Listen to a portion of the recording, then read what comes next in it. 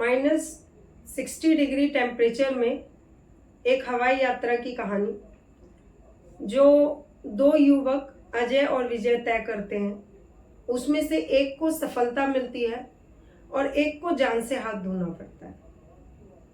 आज की कहानी इसी हवाई यात्रा की है। नमस्कार, प्रणाम, आदाब। मैं रश्मि आप सभी का स्वागत करती हूँ। उम्मीद है आप सभी स्वस्थ होंगे, मस्त होंगे और व्यस्त होंगे। तो आज की कहानी की शुरुआत होती है 1995 में पंजाब से।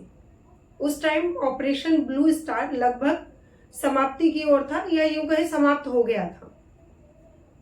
पुलिस वाले जितने भी मिलिट्रियंस थे उनको और उनके साथ वालों को पकड़ रहे थे, ढूंढ रहे थे। उसी में अजय, जो कि मैकेनिक, कार मैकेनिक बनना चाहता था और 23 साल का था, और उसका छोटा भाई 19 साल का था, विजय। वो दोनों भी अजय के ऊपर बहुत सारे सवाल जवाब पुलिस वालों को शुरू हो गए थे। अजय इस सब चीजों से परेशान हो गया था और वो चाहता था कि वो इन चीजों को छोड़कर कहीं दूर चला जाए, कहीं भाग जाए। विजय भी अपने भाई का साथ कभी नहीं छोड़ना चाहता था। उनके दिमाग में एक ख्याल आया, क्योंकि पंजाब में ज्यादातर आप देखेंगे शुरू से ही ऐसा चलन रहा है कि कई लोग इंग्लैंड, कनाडा, मतलब आउट ऑफ इंडिया ज्यादातर लोग रहते हैं और वहीं से अपना जीविका चलाते हैं, अपनी अर्निंग करते हैं, और वहीं जाके कई लोग अब बस गए हैं और उसी देश की नागरिकता भी ले ली है। तो यही विचार उनके मन में आया। अजय और विजय के कुछ रिलेटिव्स जो थे वो इंग्लैंड में रहते थे, तो उनके दिमाग में पहला आया कि हम इंग्लैंड जाते हैं, वहां पर शायद हमारा कुछ फ्यूचर बन सके। अजय और विजय ने कुछ पैसे इकट्ठे किए और उन्हें पता चला कि कुछ ब्रोकर्स को देने के बाद वो लोग कुछ कम पैसे में उन लोगों को इंग्लैंड तक पहुंचा देंगे। अब अजय और विजय ने कुछ पैसे निकाले बहुत मेहनत मुशक्कत के बाद, और वो पैसे दे दिए ब्रोकर को। ब्रोकर ने वो पैसे लिए और उसने कहा कि मैं तुम्हें पासपोर्ट वीजा है तो बताओ। उन्होंने मना कर दिया। तो उसने पूरा प्रोसेस समझाया कि मैं तुम्हें जहां पर सामान रखा जाता है वहां से ऐसे भेजूंगा। ये सारा मतलब उसने पूरी प्रोसेस बताई कि तुम किस तरीके से वहां तक पहुंचोगे। अजय और विजय अब निश्चिंत हो गए। ब्रोकर ने एक टाइम दे दिया कि तुम 4 महीने बाद आना और उस दिन जाने की तैयारियां होंगी। अजय और विजय खुश कि अब हमारी जिंदगी में वो टाइम आया है जब हमें कहीं जाना है और हम अपनी जिंदगी अब सेटल करके इन सब झंझटों से छुटकारा मिल जाएगा। 4 महीने बाद वो पहुंचते हैं तो वो ब्रोकर गायब होता है और सारी चीजें गायब होती है। उनके साथ फ्रॉड हो चुका होता है। अब फ्रॉड होने के बाद अजय और विजय दिमाग लगाते हैं कि क्या किया जाए। अजय बड़ा था, समझदार था, पढ़ा लिखा भी था। उसने बुद्धि लगाई और दोनों पहुंच जाते हैं दिल्ली, क्योंकि उन्हें पता था कि जितनी भी इंटरनेशनल फ्लाइट्स होती हैं वो दिल्ली से हैं। अब वो इंदिरा गांधी एयरपोर्ट के आसपास, इंटरनेशनल एयरपोर्ट के आसपास काम करना शुरू करते हैं और एयरपोर्ट की रेकी शुरू कर देते हैं। मतलब कौन सी फ्लाइट आउट ऑफ इंडिया जाती है, कितने बजे आती है, कैसे होता है, क्या प्रोसेस है, सारी चीजें। उसके बाद एयरपोर्ट थी तो सिक्योरिटी टाइट था, और 1995 में इतनी टाइट सिक्योरिटी हुआ नहीं करती थी, बट तब भी सिक्योरिटी थी। तो वो लोग लू फॉल खोजने लगते हैं कि कहां से हम लोग अंदर एंट्री कर सकते हैं। बस एक यही चीज होती है। अब दोनों भाई मिलकर एयरपोर्ट के पास ही काम कर रहे हैं और वहां की रेकी कर रहे हैं।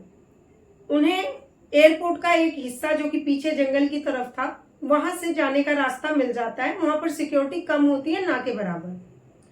दोनों भाई इस बात का फायदा उठाते हैं और दोनों भाई पहुंच जाते हैं उस जगह पर। रात में 1996 आ जाता है इस बीच में, और इंग्लैंड जाने की फ्लाइट में सामान और पैसेंजर सबका लोडिंग शुरू हो जाता है। ये दोनों भाई वेट करते हैं एक प्रॉपर टाइम का, क्योंकि इन्हें पूरा आइडिया था सब कुछ। जैसे ही सामान फिल किया जाता है, लास्ट में ये दोनों भाई जाके जहां पर टायर होता है उसके पास जाके, व्हील्स के पास एक छोटी सी जगह होती है, क्योंकि ब्रोकर ने इन्हें पूरा प्रोसेस बताया होता है। ये दोनों भाई, पहला भाई पहली व्हील के नीचे, दूसरा भाई दूसरी व्हील के नीचे, जो छोटा सी जगह होती है उसमें सेट हो जाते हैं, अपना जाके बैठ जाते हैं। अब प्लेन उड़ना शुरू होता है।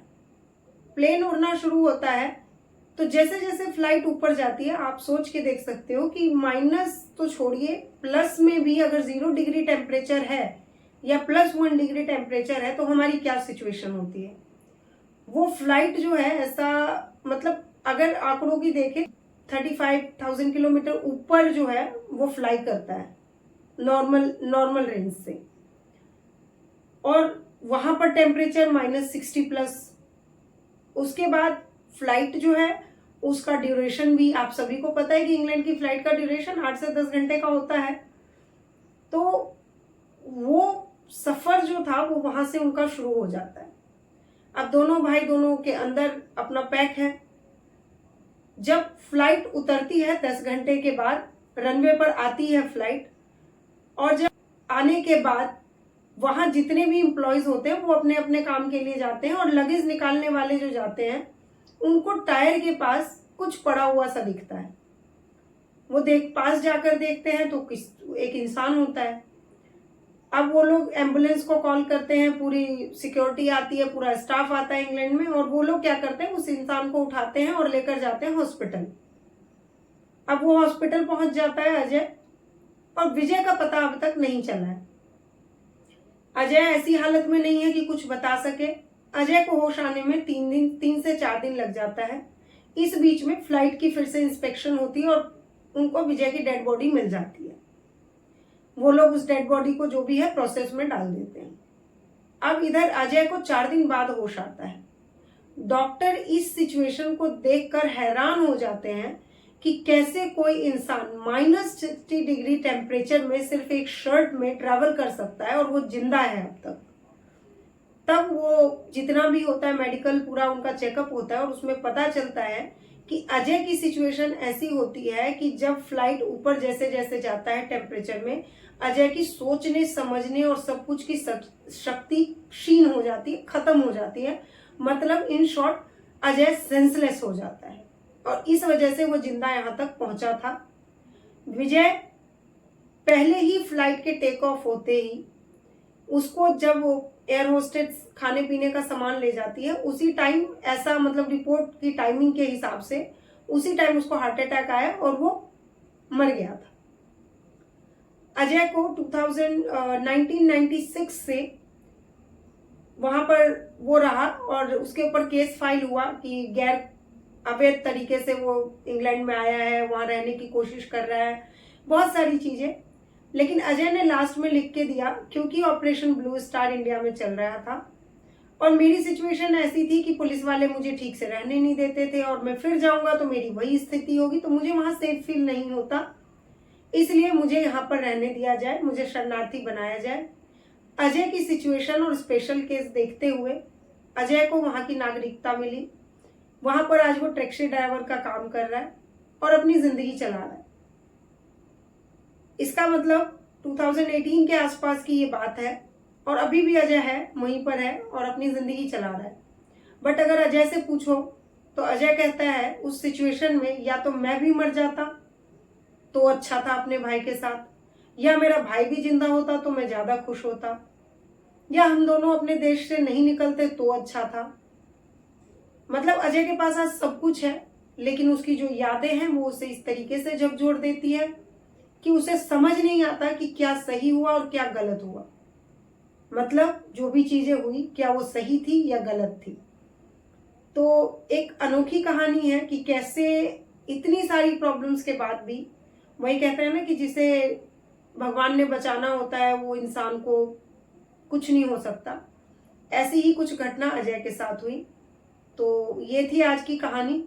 मैं आप सभी से विदा लेती हूँ और मिलूंगी पुनः एक नई कहानी में नए जोश के साथ। तब तक आप सभी चैनल को लाइक शेयर सब्सक्राइब करें और चैनल के साथ जुड़े रहें। अगर आपके पास कोई कहानी है, आप चाहते हैं कि उसे हम इसमें शेयर करें, तो आप मेल के थ्रू हमसे कनेक्ट हो सकते हैं। आप अपनी कहानी भेजिए, हम इस फैमिली में, अपनी फैमिली सुनो रश्मि में इसको ऐड करेंगे और उसको सुनाएंगे और सबके साथ साझा करेंगे। तो नमस्कार, धन्यवाद।